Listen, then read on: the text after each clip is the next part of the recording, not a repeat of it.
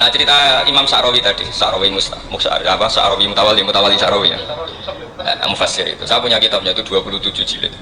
Saya sebagai peneliti itu ya ndak tasdek amat, karena saya butuh adit, butuh penguat itu. Dan penguat itu pula yang saya bawa ke sini. Ya ini saya baca terjemahnya dulu, nanti saya baca Arabnya supaya dapat barokahnya Rasulullah SAW sebagai Jami'ul Kalim. Nabi pernah didatangi seorang Bedui. Bedui itu Arabi, orang kampung. Minta sama Nabi, karena Nabi itu udah orang kaya, tentu kira-kira saya bayangkan ya dikasih 50.000 atau 10.000. Si Arabi ini tidak terima, dan tidak terima ngomong di depan umum. Ketika Rasulullah tanya, apa saya sudah baik sama kamu? Kata si Arabi tadi tidak, karena kamu kikir hanya ngasih saya segini. Sahabat hampir marah saja karena Nabi tersinggung. Tapi Nabi lalu mengajak orang itu ke dalam rumah. Kira-kira kalau Indonesia mungkin ditambah 200.000 atau 300.000. Kemudian, apa ini cukup? Ya cukup. Kamu sudah puas? Ya puas. Fajazakallahu min ahlin wa asyiratin. Dipuji-puji Nabi. Kemudian kata Rasulullah, ayo kita keluar.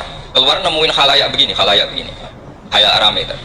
Kamu tadi mengkritik saya, menghujat saya di depan umum. Maka kamu sekarang harus memuji saya di depan umum. Supaya clear.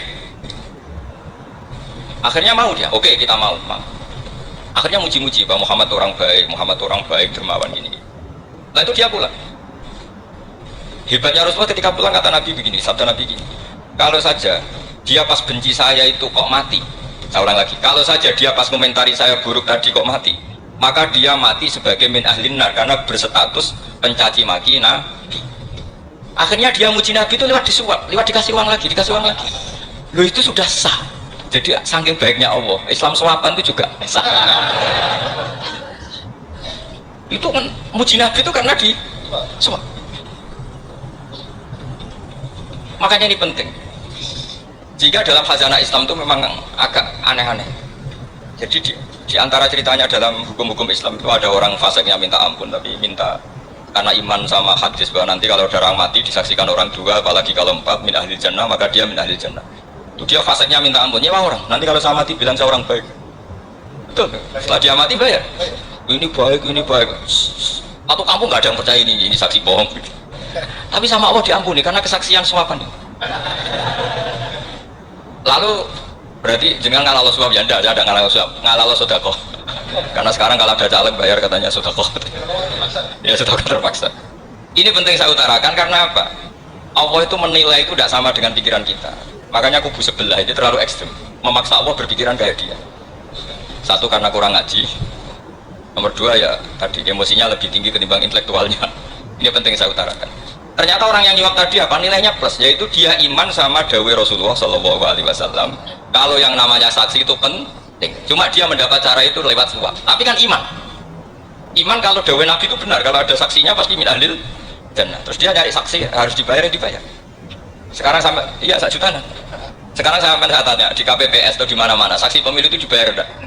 Dibayar sah apa enggak? Sah. Jadi kadang kebenaran itu harus dibayar.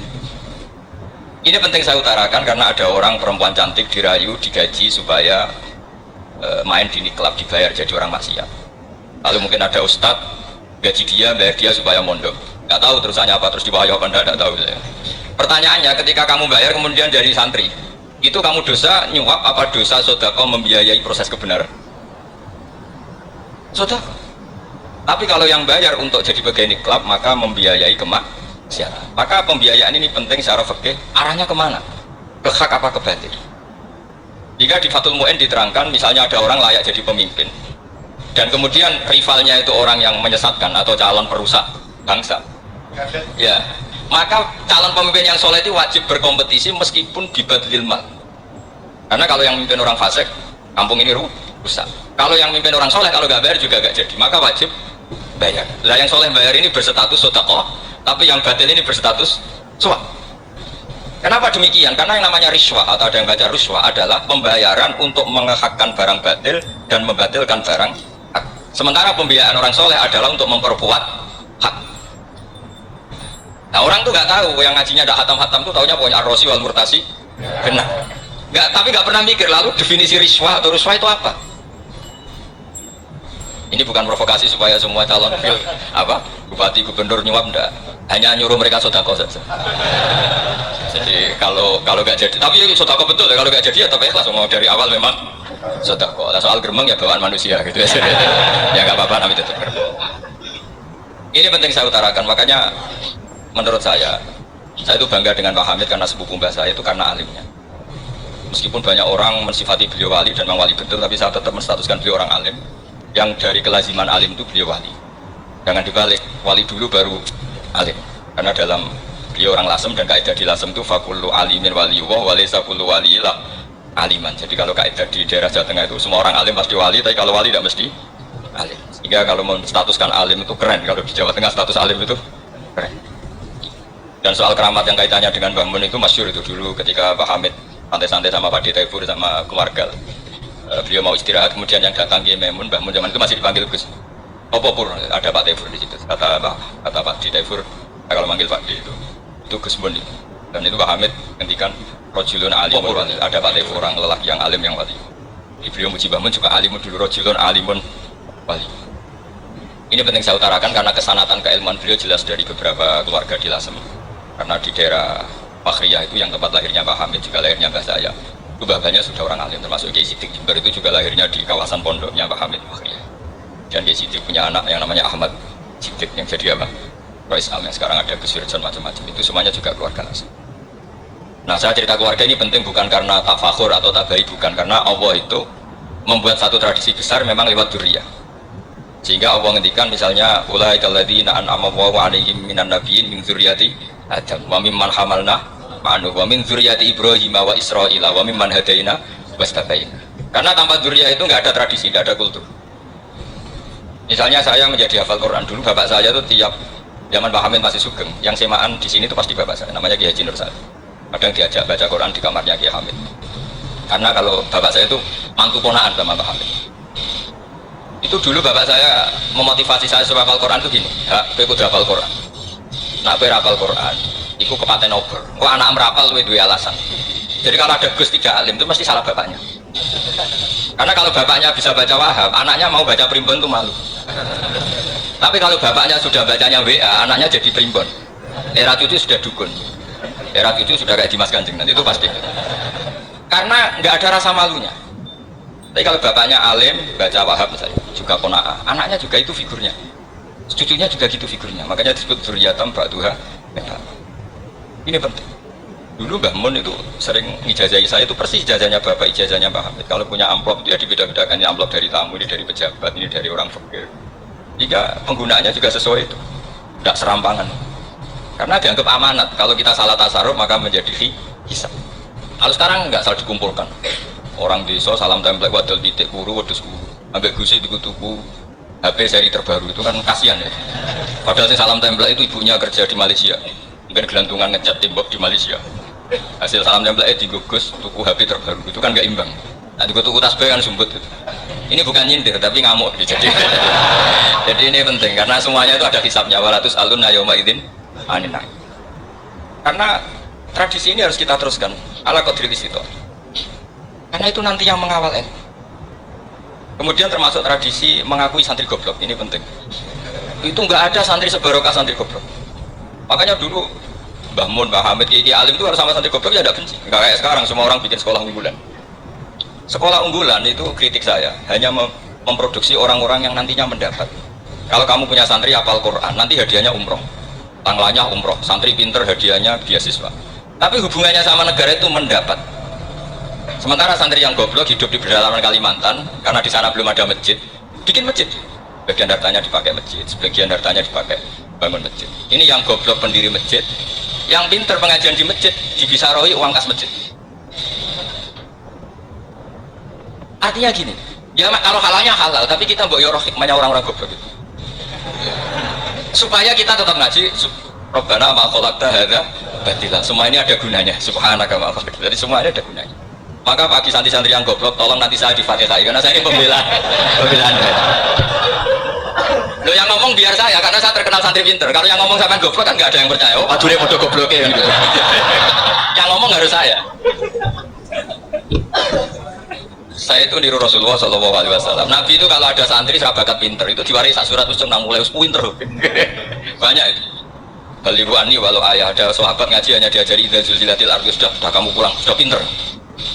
Karena betul. Sekarang coba diangan-angan ada santri alim alamah mungkin bakasnya furu'iyah gimana hukumnya Jumatan jumlahnya itu 40 kurang atau 40 pas imam. Kemudian ada yang batal satu hukumnya gimana? Dia mikir furu'iyah. Sementara yang goblok dia di desa tertinggal gak ada masjid. Piye caranya dia masjid? Ini bikin aslul ibadah. Yang sini sudah khilaf tentang yang gak penting. Jadi orang goblok kadang lebih keren. Akhirnya apa? Duriannya yang goblok nanti jadi orang alim alama ngekholi wong goblok karena pendirinya biasanya orang mati pinter. Itulah Allah Subhanahu wa taala. Ada bikin sesuatu itu sia-sia. Nah, saya ini korban ilmu itu. Akhirnya santri saya banyak yang gak jelas. Ya, tapi ya saya terima saja. Saya santri itu macam-macam. Ada yang profesor, ada yang doktor, ada yang goblok, ada yang baru tobat kemarin. Ada yang Cina lagi senang ahli sunnah wal jamaah, macam-macam. Semuanya ngaji sama saya. Karena saya tetap berkeyakinan Rabbana ma khalaqta hadza batil. Ini penting saya utarakan karena khazanah kita ini jangan digerus oleh orang yang tidak bertanggung jawab. Pernah ada di hadis Muslim ini cerita di Sahih. Ada seseorang sedang sujud kemudian diinjek oleh orang fasik. Saya ulang lagi, diinjek. Rokok banyak, yang diinjek itu rokok banyak. Lehernya itu diinjek sama orang fasik. Kemudian si yang sujud tadi bersumpah wallahi la yaghfiru wallahu lak. Demi Allah, Allah tidak akan mengampuni kamu. Itu Allah kemudian mewahyukan sama Nabi di zamannya. Wahyunya adalah manggalladzi yata'alla alayya alla aghfira li fulan. Laqad ghafartu dzunuba wa ahbattu amalak. Siapa yang mencantut namaku dengan menstatuskan saya tidak bisa memberi maaf. Sungguh orang itu saya maafkan dan yang ahli ibadah amalnya tak cabut semua, tak hapus semua.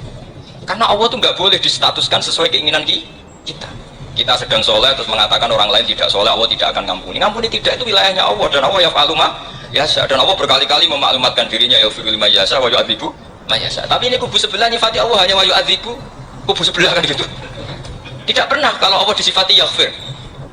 Bagaimana Allah nggak tersinggung? Allah selalu distatuskan yu'adzib.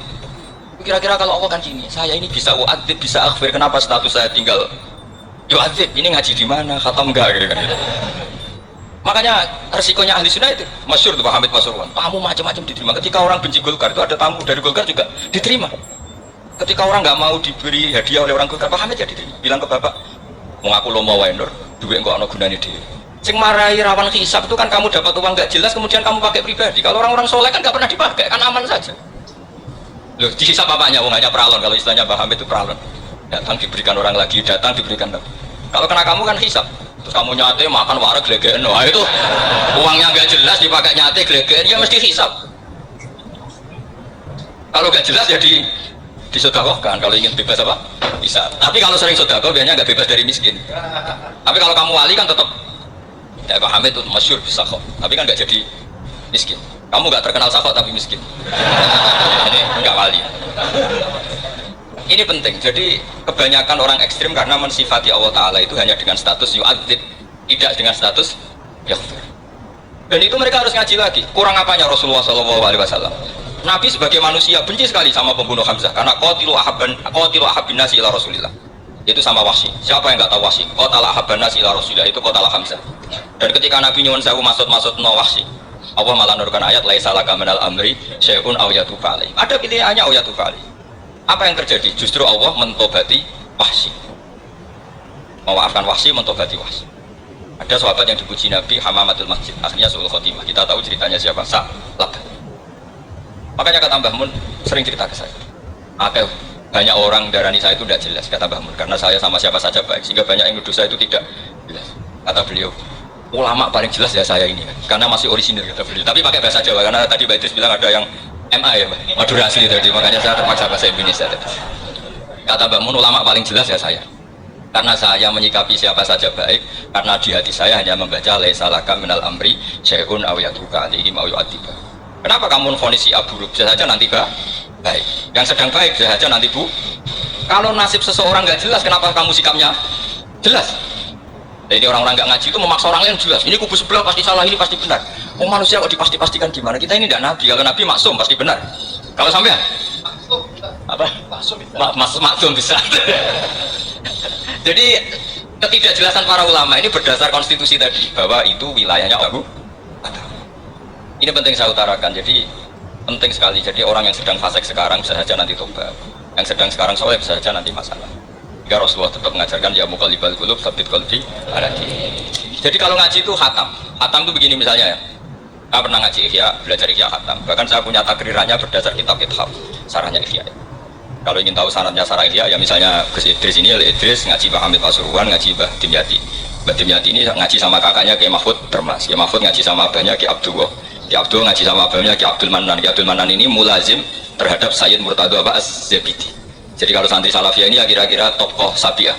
Karena Mbak Idris Sadisa ya kira-kira sampai itu dari pengarang Ithaf itu baru tokoh berapa? Sabiah, masih keren. Turun pitu. Masih kaya lah. Lah kamu kok miskin? Turun ke Wolu katanya. Jadi nanti kalau masih keren. Itu sampai ngaji kitab kalau khatam, saya ulang lagi kalau khatam. Itu memang ada bab-bab di mana ulama itu harus tegas, harus tafriq bainal haqqi wa bainal batil. Oke, itu bagus. Mana yang hak, mana yang batil kita bedakan, di bab itu bagus. Tapi kalau nanti kamu ngaji bab tawadhu, lihat di Bidayatul Hidayah atau di semua kitab tasawuf, bab tawadhu itu, kalau melihat kamu orang kafir, kamu melihat orang apa?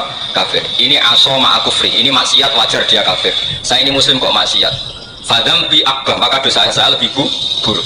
Melihat orang tua, mesti ada aksaru ibadatan, ini lebih tua, pasti ibadahnya lebih banyak.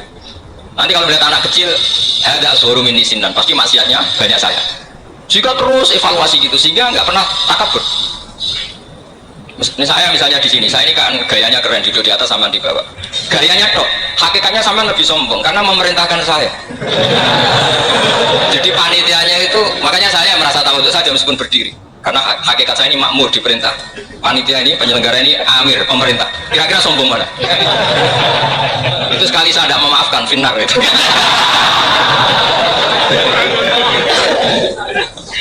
Tapi insya Allah tak maafkan.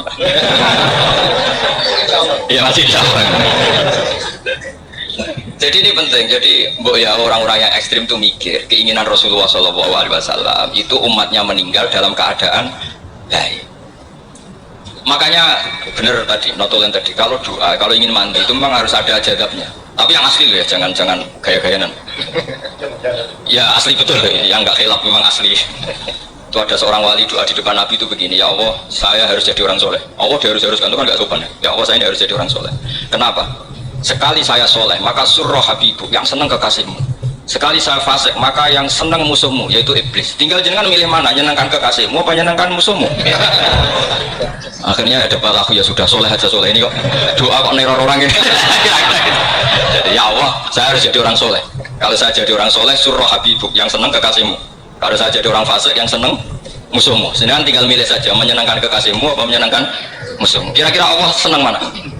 Senang menyenangkan. Oh, itu doa paling mustajab. Tapi syaratnya harus anti bikolbin dan dari ijazah nggak mandi, itu ijazah nggak mandi. Maka ini tidak saya ijazahkan. Nanti kalau kamu ngalami isak sendiri, ngalami wujudi sendiri, terus ngalami itu insya Allah makbul. Ini mau gaya-gayaan kopi pasta nggak diterima itu. Jadi wali-wali dulu itu kalau berdoa itu sederhana, tapi dari hati yang paling dalam.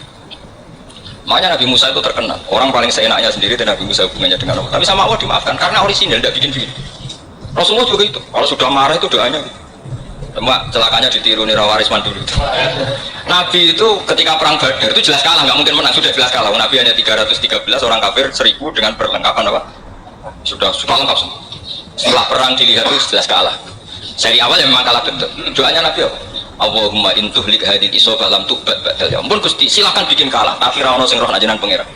Mohon lahiran jenengan dadi pangeran, ra ono sing roh. Enggak ada ibadah. Intuhlik hadil isobah lam tubat badal ya. Kalau engkau menghancurkan kelompok saya ini, jenengan sebagai Tuhan tidak ada yang nyembah lagi. Karena yang nyembah tinggal kelompok kita. Tapi yang ngendikan Nabi, kalau kamu niru tidak bisa. Tidak bisa kamu doa, ya Allah saya ini santri Salafiyah. Kalau saya bodoh menjadi presiden buruk terhadap alumni Salafiyah. Gak apa-apa sekali-kali doa gitu. Tapi kata Allah lainnya masih banyak.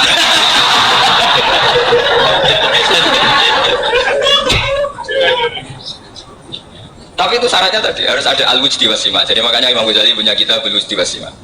Karena ada masrob, ada syarab. Jadi wali ngikuti para nabi itu ada masrob, ada syarab. Sehingga perasaannya itu beda. Saya punya sekian contoh. Makanya tadi saya bilang di sini yang cerita nanti tak baca Arabnya ya tabarruk dengan Jamil apa Kalim. Jadi Nabi menyontohkan gini ya. Hubungannya Nabi dengan umatnya itu kata Rasulullah ibarat orang punya unta atau sapi yang yang susah, yang sarodat itu berat. Kalau bahasa sini apa itu? Yang larat ya Pak? Melayu. Terus orang-orang lain ingin membantu, kubu sebelah ingin bantu, tapi ketika mereka ingin bantu malah unta ini tambah lari karena asing.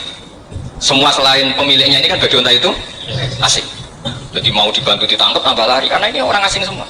Ngajinya agak jelas, asalnya agak jelas, tapi mau ikut hormat Islam ini asing semua. Akhirnya kata Nabi yang punya unta itu tadi datang, kemudian ngambil rumput, terus unta itu dipanggil, kemudian unta itu mengikuti. Kata Nabi, ibarat saya seperti itu. Kalau saya yang memimpin Islam, saya yang merahmat umat saya, maka umat akan mudallalah, akan nurut. Tapi kalau yang rumah kalian, malah Islam menjadi kacau. Kenapa menjadi kacau? Karena tadi nyifati Allah saja salah. Orang Islam baik dihukumi kafir, hanya karena tahlilan, hanya karena manakiban dihukumi kafir. Sekarang inginnya Nabi orang menjadi muslim apa kafir? Inginnya Nabi orang menjadi muslim apa kafir? Muslim. Lalu gara-gara melakukan perilaku tertentu dihukumi kafir. Iya, jarawani songo musyrik. Nyekel patok musyrik. Katanya minta sama mayit. Padahal saya adegan jadi mayit itu dijarui sampean nggak seneng. Nggak senengnya karena ya kadang murid itu jari gurunya ya kurang ajar. Masa gurunya dibilang gini, ya Allah, ingkana musinan fazid fi isani, wa ingkana musian fata jawas andu. Kata gurunya, sholat tenang darani ingkana. Makanya saya tidak suka zaman ziarah ke saya. Kecuali doanya ditasihkan dulu ke saya.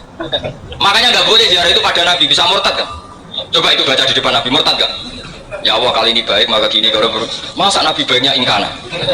Nah orang-orang yang menyerang kita kan itu nggak ada zaman sahabat doa seperti itu. Ya mesti nggak ada, mana mungkin sahabat baca itu di depan Nabi. Masa Nabi didoain ya Allah kalau dia baik maka fasid, maka kalau dia buruk ya nggak mungkin. Nah mereka nyerang kita itu nggak ada dalam sejarah sahabat. Sahabat kok nahlili Nabi itu gak Nabi mau didoain umafirlah. Kan nanya kan Nabi itu mau umafirlah. Ya mesti saja sahabat gak akan tahlilan ya. Yang kabudut itu Rasulullah, bahkan diistilahkan kabudut saja salah. Inta qala ila rafiqil ala. Ya kalau sampai harus ditahlili, kalau enggak yang rokok betul. Amalnya pas-pasan, dosanya berkelanjutan. Kondak di mana? Punya tanah warisan yang hasil ngerebut milik orang lain. Kamu sudah mati, dipakai anak cucumu. Ini berkelanjutan enggak dosanya? Berkelanjutan, berseri-seri. Mereka kalau nyerang kita kan sahabat tidak melakukan itu untuk Nabi, ya nggak mungkin lah sahabat mendoakan itu kepada Nabi, kan nggak mungkin. Coba kalau kamu jadi mayit, terus kamu gurunya, terus ada murid kamu bilang Allahumma in kana musinan fazid fi isani wa in kana musian fatajawaz anhu. Mesti kalau kamu bisa bangun. Ya Allah cong meyakini saya soleh itu masih ingkana. Kalau guru saya soleh maka, kalau guru saya buruk maka, itu kan taklek namanya Pak, itu kan kurang ajar. Terus saya tidak pernah doa gitu di depan Pak Hamid Basura, tidak pernah. Saya kalau doakan bangun ya tidak pernah. Allahumma ali darajati fil jannah. Saya nggak pernah ingkana nggak pernah. Karena andekan itu saya juga sama kok. Cuma kalau ada orang doa di bangun gitu ya karena orang lain ya tak biarin. Tapi saya ada bilang amin, biarin aja sudah. Tapi kalau santri sarang nggak usah lah doa ya apa? Ingkana. Mosok meyakini solehnya gurunya kok nunggu? Ini bukan ijazah, ini marah ini jadi pelurusan ya. Saya ulang lagi, ngaji itu harus khatam. Pentingnya khatam tadi, kalau di bab tafrik binal haqi wa binal batin, akan kubu sebelah ini benar karena tegas. Tapi kitab itu tidak hanya bab itu, juga ada bab tawadu. Di bab tawadu itu, misalnya kita melihat orang kafir, ini wajar maksiat kan dia kafir, masa saya mukmin maksiat. Dan ini kafir bisa saja nanti husnul khotimah, saya muslim bisa saja su'ul khotimah, sehingga tetap tawadu. Melihat yang lebih sepuh ini aksaru ibadatan minni, melihat yang kecil asghar berarti aqallu maksiatan minni, sehingga melihatnya itu tawadu. Jadi kalau di bab tawadu semuanya orang itu mungkin. Ya di sini Rasulullah SAW mengajarkan, ketika malaikat Jabal bilang, Muhammad orang yang mendustakan kamu saya tungkepi gunung biar mati semua. Kata Rasulullah, saya berharap keluar dari tubuh mereka min aslabihim, dari keturunan mereka orang-orang sing mukmin. Sudah karuan kafir saja Nabi tidak berhenti berharap. Jangan-jangan nanti keturunannya mukmin, dan itu betul. Kita tahu Abu Lahab punya anak Darroh itu mukminah, Abu Jahal punya anak Ikrimah juga mukmin. Dulu Walid bin Mughirah musuh besarnya Rasulullah punya anak Khalid bin Walid. Sekarang orang-orang yang abangan gak hafal Quran, kadang anaknya hafal Quran lewat program PTPG, kadang yang hafal Quran malah anaknya gak hafal. Makanya kalau pas wisuda sampai bingung, gurunya itu sampai nangis. Kenapa nangis? Ini anaknya orang gak hafal Quran tapi sudah hafal, saya gurunya gak hafal kata. Nah, kenapa bisa jadi hafid? Karena guru sewaan kata. Itu banyak sih. Ini penting saya utarakan supaya ekstremitas itu berkurang. Logika-logika yang dibangun ulama itu ngikuti riwayat. Agama itu ngikuti riwayat, bukan sekedar akal. Saya punya contoh ketika kitab Ihya menutup kitabnya, yaitu Imam Ghazali. Itu ada dua orang, ini di akhir kitab Rojak dan dipakai menutup kitab Ihya sebagai rojaknya Imam Ghazali. ada 2 orang min ahli nar dipanggil sama Allah. Ini sekaligus ijazah, kali ini ijazah betul. Yang dipanggil ke surga itu masih muqayyad dan biangkalil jahim, masih muqayyad, masih dibelenggu sama atribut neraka. Terus sama Allah ditanya, dia jangan kabarin rokok, wah syarroma kaden Gusti mun rokok jangan takon, sekarang ra enak aja. Terus kata Allah, ya sudah kamu kembali ke sana karena kamu memang orang fasik. Itu lari, semangat mau ke neraka. Ini ijazah. Semangat disuruh kembali ke neraka itu semangat lari. Allah tanya, lu Jung, kenapa kamu semangat? Ya Allah, saya ini sudah kapok. Dulu ketika di dunia kamu perintah, kau perintah, saya tidak semangat. Maka kali ini jangan perintah saya semangat. Karena saya sudah kapok. Setiap kau perintah saya ada lari semangat ke neraka. Nah barokahnya semangat masuk neraka ini. Kata Allah, sudah kamu di surga saja. Maka ijazah nanti kalau ada pengumuman silahkan masuk neraka. Kamu harus lari sekencang-kencangnya. Karena itu perintah Allah, apa? Yang ketika kita di dunia kalau diperintah males-malesan. Kalau kamu diperintah sholat subuh jamaah kan malas-malasan, dan itu menjadi kita masuk neraka. Sebagai kafarah itu ya Allah, karena ini perintah engkau, saya tidak malas-malasan lagi. Wes ngembaliin rokok, lari semangat. Allah akhirnya harus dimaafkan. Panggil lagi, sudah di surga saja. Barokahnya semangat masuk neraka. Nah, ini ijazah ini. Ya diterima ya. Oh enggak semangat terima ya.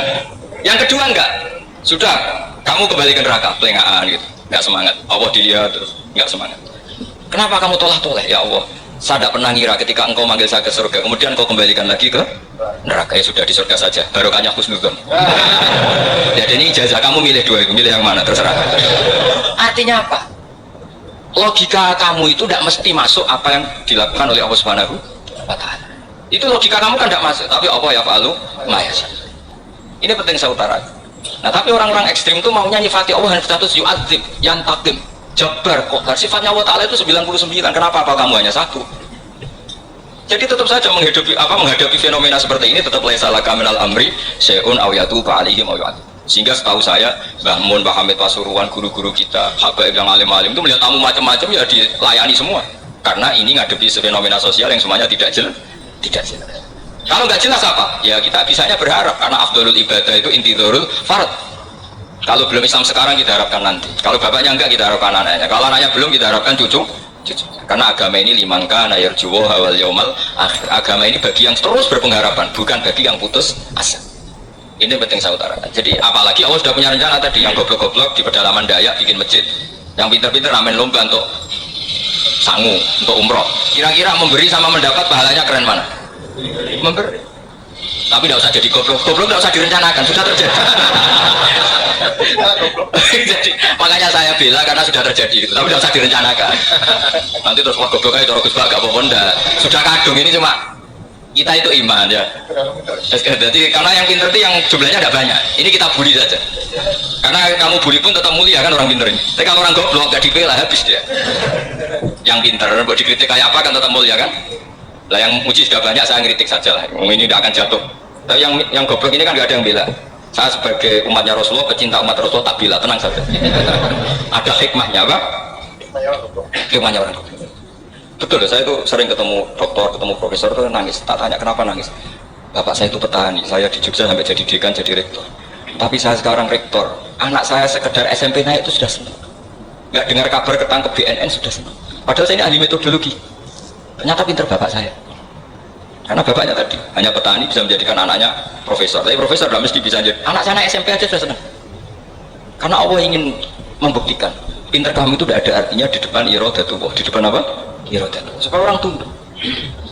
Lu coba yang jadi ulama tadi ini tuh rata-rata abnaul mawali. Anaknya budak yang dimerdekakan. Karena Allah seperti itu. Ada yang tokoh yang tadi dzurriyyatan ba'duhum min ba'd, itu harus kita jaga. Saya termasuk orang yang ditakdir punya mbah alim, itu juga harus dijaga. Yang nggak alim peluangnya masih banyak. Banyak sebanyak-banyaknya. Asal tadi lewat jalur sregep, dan kalau bodoh ngaji saya nanti. Tak ajari robbana wa khalaqta hadana apa? Karena ayatnya gitu, min dzurriyyati Adam wa mimman hamalna ma'anu wa min dzurriyyati Ibrahim wa Israil. Terus terakhir ditutup wa mimman hadaina wa jtabaina. Itu umum. Tidak jalur nasab, siapa saja yang hadaina wa jtabaina. Ini penting saya utarakan, jadi ini sebagai penutup tak baca teks Arabnya supaya kita dapat barokah jami'ul kalim. Karena sebarokah-barokahnya bahasa Jawa atau bahasa Indonesia masih barokah bahasa Arab. Cuma kalau tidak saya terjemah dulu, nanti saya baca ini kamu amin, amin dikira doa aja sih. Makanya ini diterangkan dulu biar gak korban apa? Diamini. Karena saya ini pernah Jumatan di satu kampung, imamnya itu sepuh. Imamnya sepuh, khutbah itu nggak selesai-selesai karena dia nggak bisa menyelesaikan sesuai teks di bukunya itu. Yang belakang mantul terus amin amin. Akhirnya Pak Khotib ngadeg lagi, cumurung semua. Jadi masih teks Arab, yang belakang sudah apa? Amin amin. Ya saya baca. Yang disimak. Bismillahirrahmanirrahim. Waruya anak Arabian ja'ahu yatlubu min husay'an fa'ator sumaqala ahsantu ilaika, dikasih sesuatu yang tadi saya contohkan, misalnya dikasih hanya 10.000. Qala al-Arabiyullah wala ajmalta, kamu ya belum berbuat baik. Faghadibal muslimun wa qamu ilaihi, orang-orang Islam marah besar karena Nabi dikomentari la ajmalta, kamu tidak orang baik. Fa asyara ilaihim an kuffu, kata Nabi jangan kamu pukulin. Kalau di Madura sudah tuntas tuh kena celurit itu kalau. Sumaqoma, kalau di ada dia di Madura asli tadi ya. Sudah tuntas. Sumaqoma wa dakhala manzilahu. Setelah itu terus arsala ilaihi sallallahu alaihi wasallam wa zadahu syai'an. Kemudian Nabi menyuruh dia, ayo masuk rumah terus ditambahi. Faqala ahsantu ilaika, qala na'am fajazakallahu min ahlin wa ashiratin khairan. Setelah ditambah banyak sama Nabi, saya sudah baik sama kamu. Wah, baik kalau sekarang baik. Itu mengatakan baik karena ditambah uang. Bukan karena dari nuraninya, karena ditambah uang, ditambah duit. Amroh ini ditambah. Faqala lahu Nabi sallallahu alaihi wasallam, innaka qulta ma qulta wa fi nafsi ashabi min dzalika syai'un. Fa in ahbabta faqul baina aydihim ma qultu baik, ma qulta baina yadayya hatta yadhaba ma fi sadrihim alaika. Kamu tadi ngomong dan menjadikan sahabat saya tersinggung. Coba sekarang klarifikasi supaya mereka clear, apa? Itu menunjukkan klarifikasi itu termasuk wataknya Rasulullah sallallahu alaihi wasallam. Tadi kamu menyinggung saya di depan umum, maka sekarang kamu muji saya juga harus di depan umum supaya clear, supaya mereka tidak punya perasaan macam-macam. Sudah akhirnya qala na'am falamma kana al-ghaitu abil asyu ja'a faqala sallallahu alaihi wasallam inna hadzal arabiyya qala ma qala fazidnahu fazama'nahu radiya kadzalik qala na'am fajazakallahu min ahlin wa ashiratin khairan. Faqala Nabi sallallahu alaihi wasallam, ini pentingnya bagi semua dai, bagi semua ustaz. Masali wa masalu hada masalu rajulin lahu naqatun syaradat alaihi fattaba'an nas wa tafa'aba'an nas falam yaziduha illa nufuran fanadahum sahibuha khallu baini wa baina naqati fa inni arfaqu biha minkum. Jadi namanya unta, sapi atau kuda itu lebih terbiasa sama pemiliknya, sama orang lain. Sama pemiliknya. Kalau orang lain ikut mantu ketika berat malah tambah lari. Sama kiai sama umat itu, kalau kiai kan punya syafaqah sama umat, maka ininya umatnya dimaafkan. Tapi kalau kubu sebelah ininya mengkafirkan, mendosakan, membid'ahkan, itu bisa diharap nggak umat mau kembali, malah lari. Makanya saya pernah ngalami ini serius. Ada orang tukang kafir-kafir orang NU di majlis, satu majlis dengan saya. Singkat cerita semua NU pinter, kayak jamaah duhur itu kayak sholat, jamaah aku gak sholat. Kenapa? Kafir sholat, gak wajib mengkafir sholat. Udah usah kafir, sholat saja. Mereka itu kan omongannya ta'arud, mengkafirkan kita tapi mewajibkan kita sholat. Sholat wajib gak bagi orang kafir? Gak wajib. Berani gak mereka mengatakan yang dikafirkan gak perlu sholat karena sudah kafir? Berani gak kira-kira? Gak berani. Jadi omongan mereka itu paradoks semua, karena memang gak pernah ngaji. Gak pernah apa? Gak pernah ngaji. Ngajinya betul-betul gak pernah khatam tadi. Ya, jadi kata Rasulullah, fa inni arfaqu biha minkum wa alam fatawajjaha baina yadayya fa akhadha minkum amil ardi faradha hatta ja'at wastana wa shadda 'alaiha rahlaha wastawa 'alaiha wa inni law taraktukum kaqauli. Terus ya sudah seperti itu. Faradha hatta ja'at wa shadda 'alaiha rahlaha wastawa 'alaiha wa inni law taraktukum. Terus itu walhasil itu terusannya hadis itu, kalau saya membiarkan dia dengan keyakinannya tadi mengkritik saya dan dia mati maka dakhalan. Jadi intinya gini, senang Nabi dibayar itu sah. Senang Nabi dibayar itu sah. Senang Nabi dibayar itu sah. Jadi ya kalau ada maulid terus kiainya ngasih makan menjadi senang Nabi karena ada bukhorinya, itu juga sah. Orang itu sah. Terus kiainya senang karena untuk amplop juga sah. Jadi sudah ini sama-sama sah. Karena untuk kebaikan selalu sah. Ya, ada dua kajian di sini. Mesti ada sarapan yang pertama. Iya. Kopi dan sarapan. Pagi. Jadi orang datang ingin sarapan nggak apa-apa. Nggak apa-apa, sah itu. Sayyid Muhammad juga gitu, kalau ada orang ngaji dikasih uang juga sah.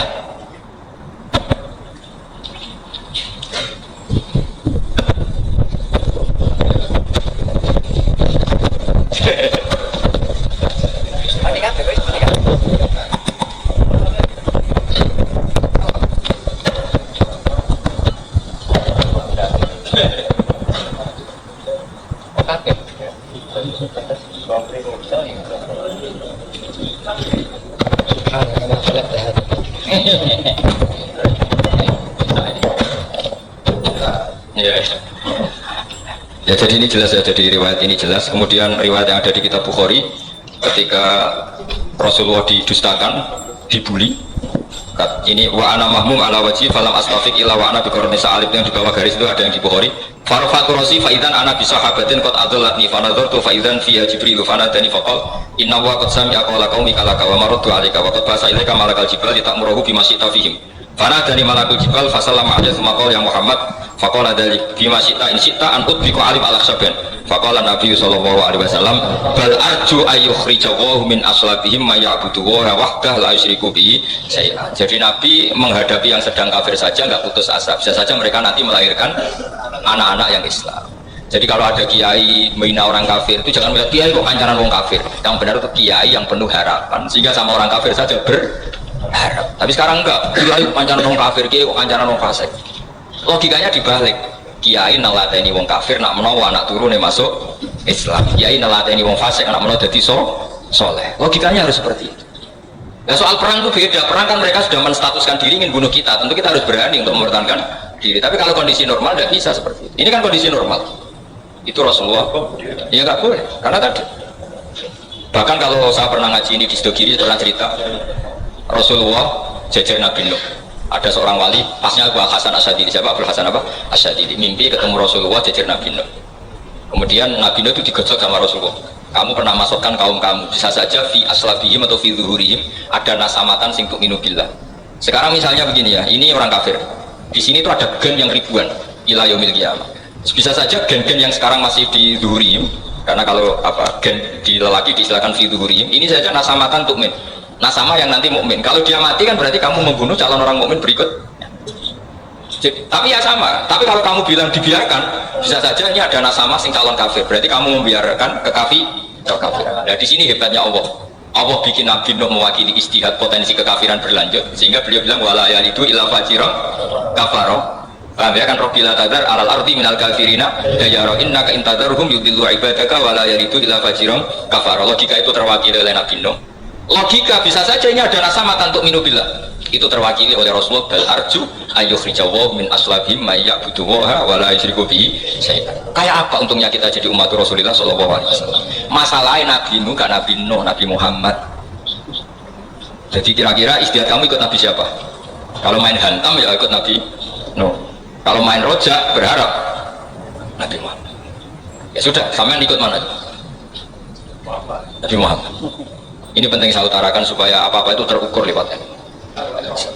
Ya pokoknya istilah kayak wali songo yang tercerminkan sampai ke kita kayak Pak Hamid, karena Pak Hamid ini sanadnya secara gen itu sampai Sunan Bonang, di silsilah itu sampai Sunan Bonang. Saya punya catatan nasabnya Pak Hamid Pasuruan sampai Sunan Bonang, ditulis Mbah Khim itu ya, pas 40 harinya Mbah Hamid itu silsilah itu. Saya kira demikian, saya mohon maaf atas kesalahan. Wah, ya Santi Putri itu nggak usah mikir besar berat-berat, penting menurut suami itu kata para suami. Tapi kalau suaminya nggak layak diikuti ya diberontak saja. Gitu. Karena nggak ada sesuatu yang luar biasa kayak perempuan. Itu kata Sayyidina Umar, pernah dia mau jalan ya, dicegat sama Khawlah itu binti Salam. Itu sampai 3 jam. Padahal Umar sudah Amirul Mukminin. Sudah siapa? Amirul Mukminin. Tapi ketika ditanya, kenapa engkau berhenti karena orang tua ini? Kamu tahu orang tua ini siapa? Ini ketika protes itu didengar langit sapuju. Yaitu yang di ayat qad sami Allah qaulal lati tujadiluka fi zawjiha wa tashtaki ila Allah. Jadi sing protes wong wedok ora trimo bojone, Kanjeng Nabi diprotes. Ya singkat cerita, Khawlah itu cantik. Memang ada contohnya harus cantik, kalau jelek nggak bisa.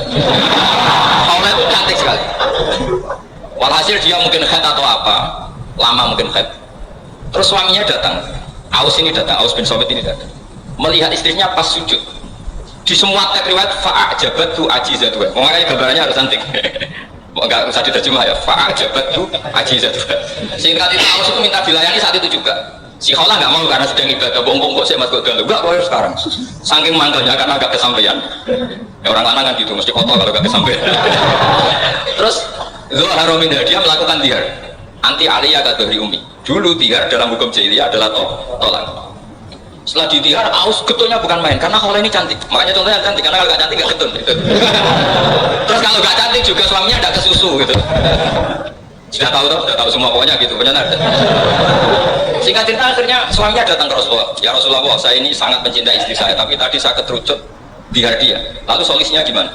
Ini karena tambahnya khas perempuan, kata Mbak Idris ya sudah tak turut ini khas perempuan. Kemenangan partai apa?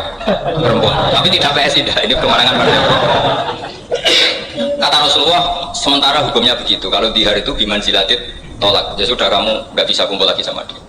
Istrinya dikasih tahu protes. Apa? Hukum apa-apa nih? Diparani Rasulullah. Ini hukum tidak benar ya Rasulullah. Ya tapi setahu saya hingga detik ini saya sebagai Nabi hukumnya baru begitu. Nggak benar. Ibu antar terus sama Allah, Nabi diancam gini, kalau engkau tidak bisa memutuskan, tak laporkan Allah. Akhirnya ini pulang betul, pulang sujud, sholat, lapor sama Allah. Dan ketika lapor sama Allah, ya Allah ini tidak fair. Lapornya tuh jorok sekali. Qad nasartu lahu batni, akala sababi, wa nasartu lahu batni. Akala sababi, muda saya sudah dihabiskan sama suami saya. Wa nasartu lahu batni, tidak usah diterjemah. Tapi ketika saya sudah tidak muda, sekarang saya mau diceraikan lewat apa? Lihat. Terus wa innali aulad, dan saya ini punya anak banyak.